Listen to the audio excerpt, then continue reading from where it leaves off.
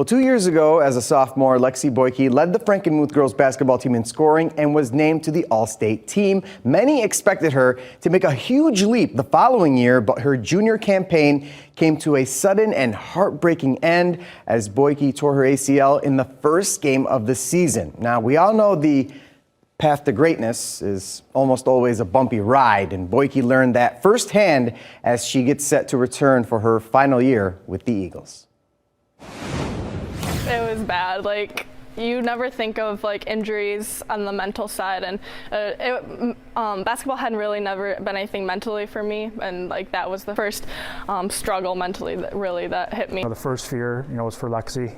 Certainly wasn't, the outcome of the season that you were worried about. It was Lexi and and her abilities and her opportunity to play Division I basketball. At that point, Boyke had already verbally committed to play at Central Michigan, and her future head coach, Heather Osterly, was also at the game and let Boyke know her spot on the team was not in jeopardy. Coach Osterly came in with me and she was like, "Yup, just like go support your teammate." She wasn't worried about the injury. She's like, "Just go be a good teammate and go sit on the sideline for them."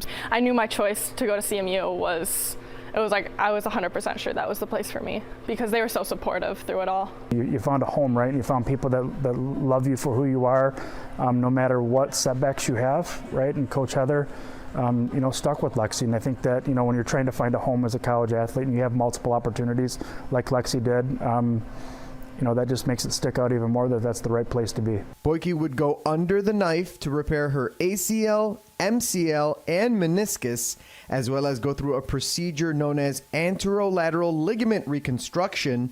Unfortunately, though, it wouldn't stop there. So I was like, oh, like my knee's hurting, like it was kind of swollen. So my doctor's like, oh, just come to MSU, we'll drain it. And when he went and drained it, it was like he could tell it was infected. So I actually had to go right from MSU to like emergency surgery. And while she was going in and out of the surgery room, Boyke was in the locker room as well, supporting her team as they captured a regional title for the first time since 1996. What it helped her was, to appreciate the game a little bit more from the standpoint that she wasn't playing and she wanted to be playing. But that's where I think, her coaching abilities came into play, where she helped others. Trying to lead on the sidelines has really helped me in my game also, just seeing on the sidelines and seeing kind of from a coach's perspective.